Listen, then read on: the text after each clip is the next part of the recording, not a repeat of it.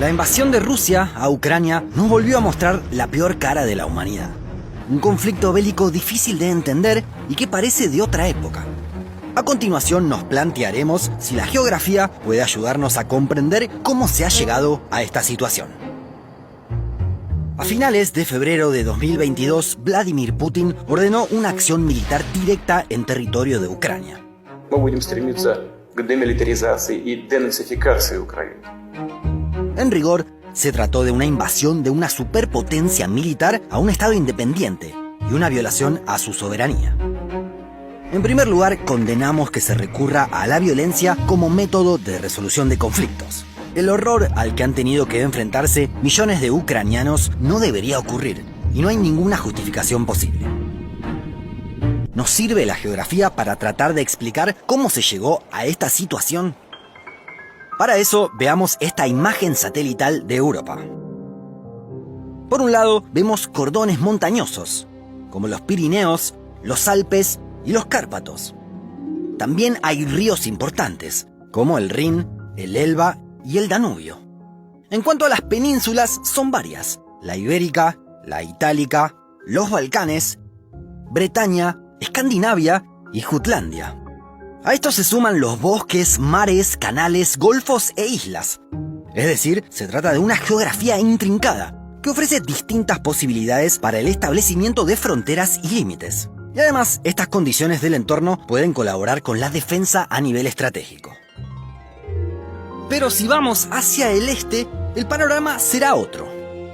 Polonia, Bielorrusia, Ucrania y la zona contigua de Rusia tienen una realidad distinta.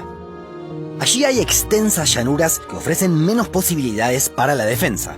Esto puede ayudar a comprender por qué a lo largo de la historia las fronteras han sido tan cambiantes en esta parte del mapa. Rusia en particular, desde que se consolidó como un estado unificado y controló el territorio hacia el este, siempre vio una amenaza en esta parte del mapa. Así lo marca la historia. En el siglo XVIII, los suecos intentaron una invasión que fracasó.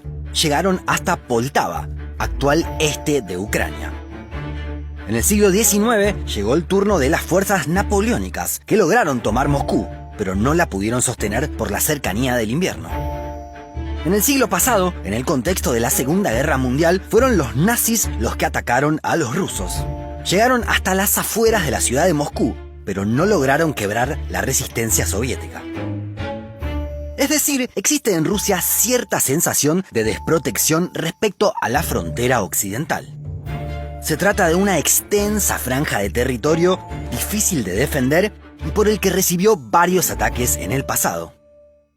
De hecho, si prestamos atención al momento de mayor expansión de la Unión Soviética, no solo vemos que desde Moscú se controlaba una porción de territorio mucho mayor, también había un cordón de países aliados bajo la órbita del Pacto de Varsovia.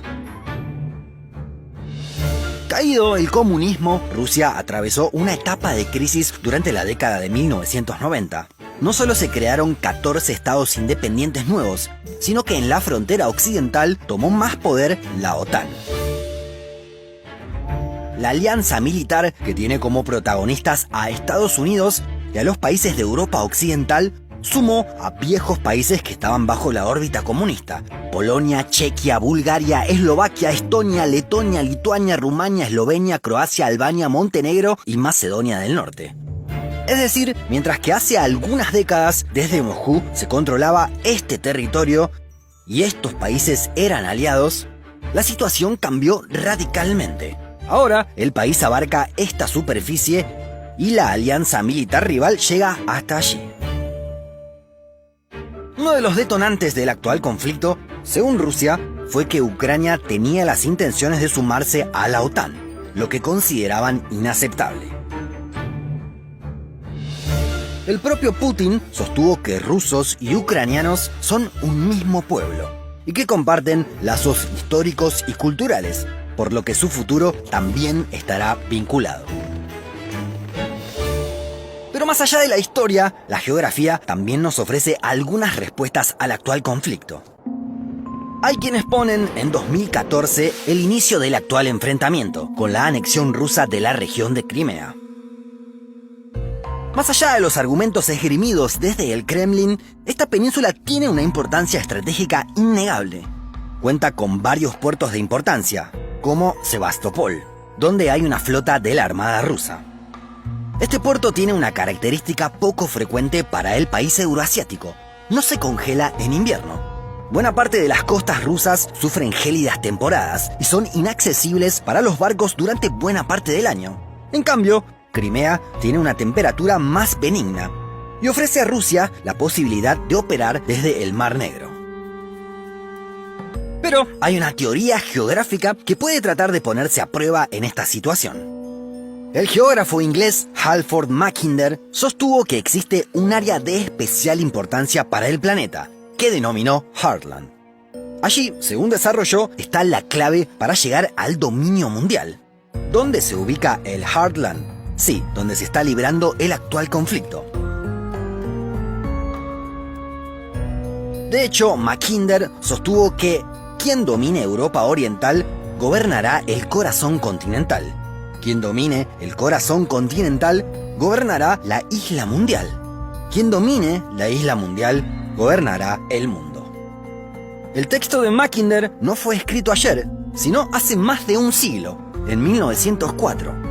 A pesar de esto, no ha perdido vigencia su análisis. Igualmente, en este caso no se espera que Putin pretenda hacerse con Ucrania para conquistar el mundo.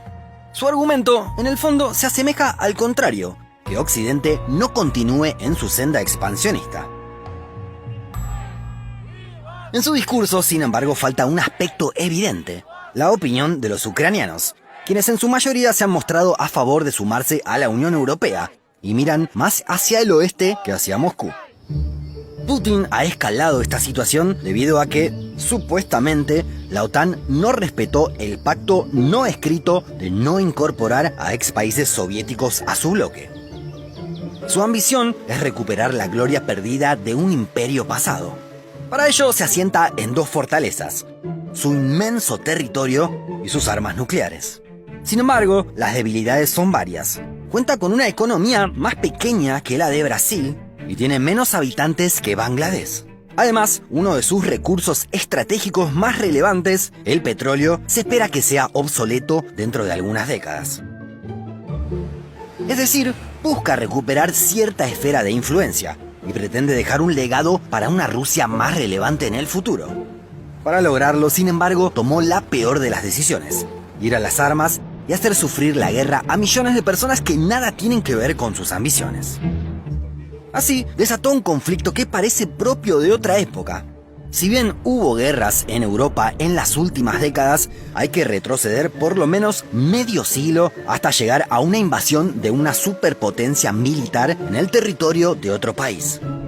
Como le sucede a Ucrania con Rusia, le pasó también a Hungría con la Unión Soviética en 1956.